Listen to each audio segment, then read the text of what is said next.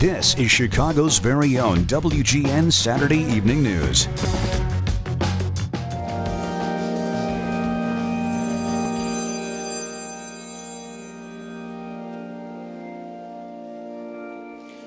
May the memory of this righteous man be an abiding blessing. Chicago is blessed to have known and been served by Paul Bauer. Paul, I'm gonna miss you.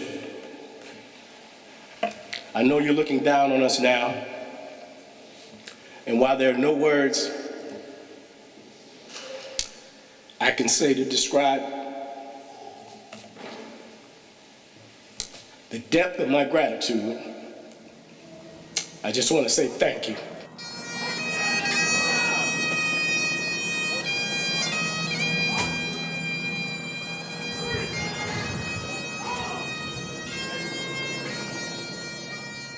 Chicago is a city in mourning tonight as we remember Police Commander Paul Bauer gunned down in the line of duty. An emotional farewell stretching for miles today as a grateful community salutes a man who made the ultimate sacrifice.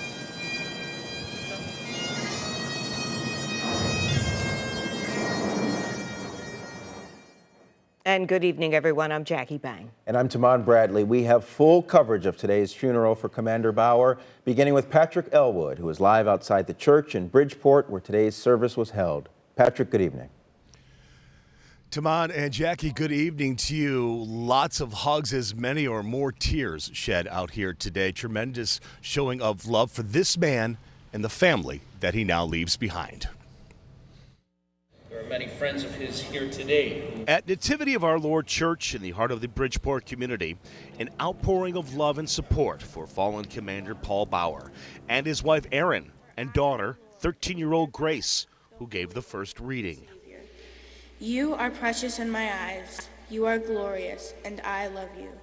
There were 1,400 friends, family, and fellow officers inside the church, including an overflow room in the basement.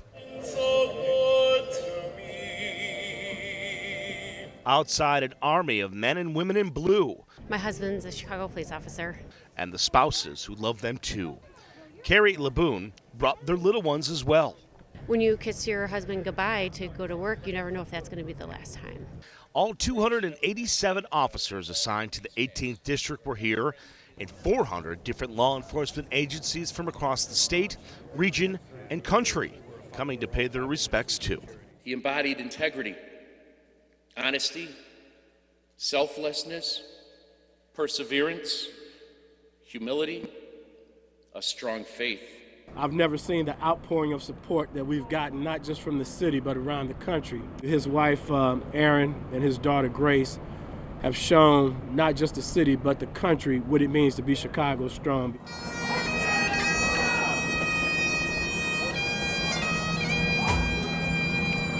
And as his Chicago flag draped coffin left the church he regularly attended,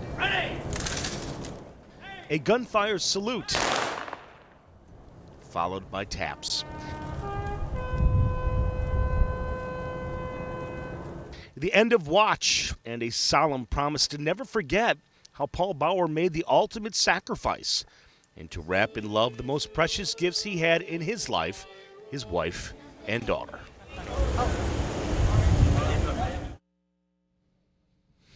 Back live, here's the program. I just want to read from you from the back, and there's a photo of Paul and the family, and this is just a photo of Paul and his daughter. And the quote reads, "Paul, we will love you until we die, and then we'll see you on the other side." Erin and Grace.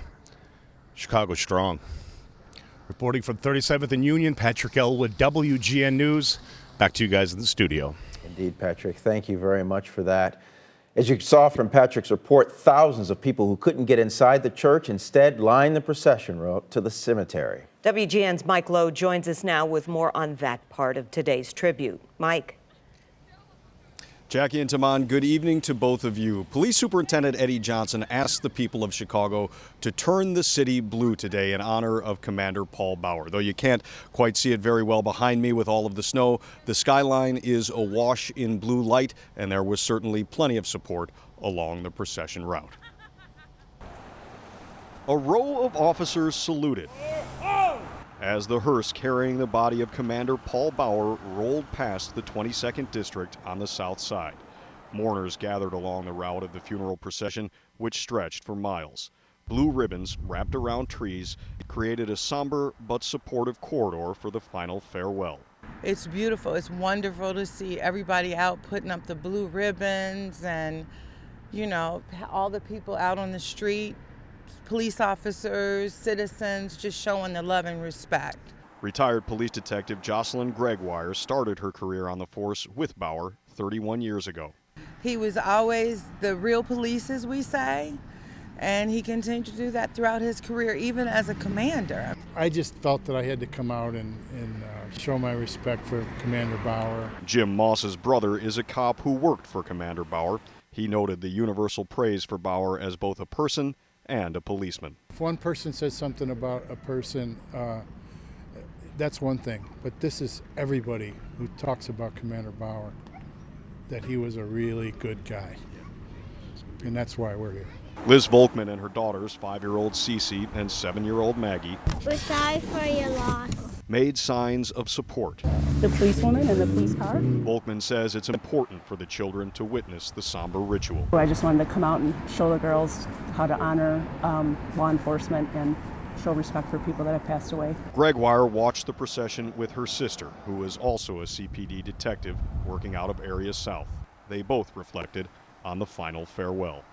Hopefully his passing will, like my sister said, bring the city together, make us recognize that we are in this together. We are not separate. We're in this together. This is our city, and we have to fight for our city. And those two sisters, one the retired police detective, one a current detective working out of Area South, told us that if anything positive emerges from this tragedy, it's that it might remind the city that so many police officers go to work every day and sacrifice to serve the people and protect them here in the city of Chicago, just as Commander Bauer did for 31 years. Reporting live tonight on the lakefront, Mike Lowe, WGN News. Mike, thank you. To honor his life and service, the new Police Fire Training Academy in West Garfield Park will be named after Commander Paul Bauer. Mayor Emanuel made the announcement late yesterday. These are artist renderings of the $95 million project unveiled last summer. It'll be located on 30 acres of long vacant land on Chicago Avenue and Kildare. The mayor first consulted with Bauer's widow and daughter about naming the facility after the slain commander. He said Bauer's legacy as a great police officer and a great man will live forever. We move on tonight to another big story, our weather. We're actually getting a burst of snow right now. This is video from near the lakefront. Streets and Sanitation is deploying 211 snowplows and salt spreaders in response. Well, Mike Jansen is here to tell us how long it'll be sticking around. I was a little surprised. It's not stopping yet. No, it's not stopping. Not going to last much longer, though, okay. Especially downtown. And we look outside with our weatherbug camera at St. Stanislaus Costco School. Still much more to come here at 5 o'clock, including new developments from that Florida school shooting. We'll have the very latest on the investigation and this weekend's emotional funerals. Plus, the Russian government is now responding for the first time after the Justice Department files charges against their citizens for meddling in the 2016 election. And later, taking the plunge here in Chicago. It's all for a great cause. You're watching Chicago's very own WGN News. This week's mass shooting at a Florida high school now sparking new protests over gun laws. Today, students gathered with their parents and other members of the community for a rally in Fort Lauderdale to call for action on gun control legislation. Here's reporter Omar Jimenez. If you see a teacher from Stoneman Douglas, thank them, because we all owe our lives to their bravery. Students have become advocates in the aftermath of Wednesday's shootings. Speaking at a rally in Fort Lauderdale, they called on lawmakers to take action on gun control.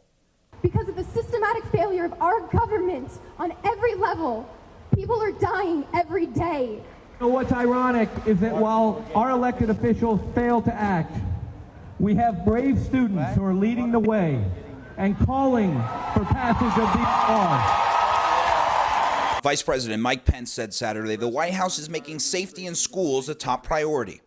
We're going to remain focused on bringing renewed energy to making our schools safe and taking a renewed look at giving law enforcement and local authorities the tools they need to deal with individuals struggling with dangerous mental illness.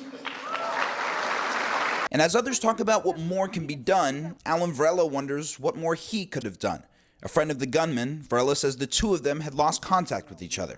I felt like I could have stopped it, and I know it wasn't my fault, but I felt like I could have stopped it. That I could have been there for him, that 17 people wouldn't have lost their lives. In Parkland, Florida, Omar Jimenez, WGN News. And just one day after announcing he's running for the U.S. Senate, Mitt Romney said there's one topic he won't shy away from: guns in schools. And I believe, by the way, that this is a time for us to have this discussion because it's very much in our minds. I don't know what the answers are to make our schools safer. I don't have all the answers. I've got some ideas.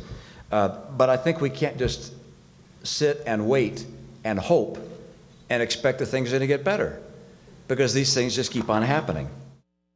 Romney announced on Friday that he is seeking the seat held by current Utah Senator Orrin Hatch, who announced he is retiring. The White House National Security Advisor says it's now undeniable that Russians meddled in the 2016 election. H.R. McMaster talked about the ongoing investigation by Special Counsel Robert Mueller while speaking at the Munich Security Conference earlier today. He says the charges filed yesterday confirmed what the intelligence community has been saying for more than a year. The evidence is now really incontrovertible and available in the public domain, whereas in the past it was difficult to attribute for a couple of reasons. First, technically it was difficult, but then also you didn't want to divulge your intelligence capabilities. 13 Russian nationals and 3 Russian organizations were all indicted yesterday for trying to disrupt the 2016 presidential race. Meanwhile, the Russian foreign minister is also responding to those charges. Today, he dismissed them as, quote, blather. I have no response. You can publish anything, and we see those indictments multiplying, those statements multiplying. Until we see the facts, everything else is just blabber. According to the FBI, the Russians began their meddling in 2014 before Mr. Trump officially announced he was running.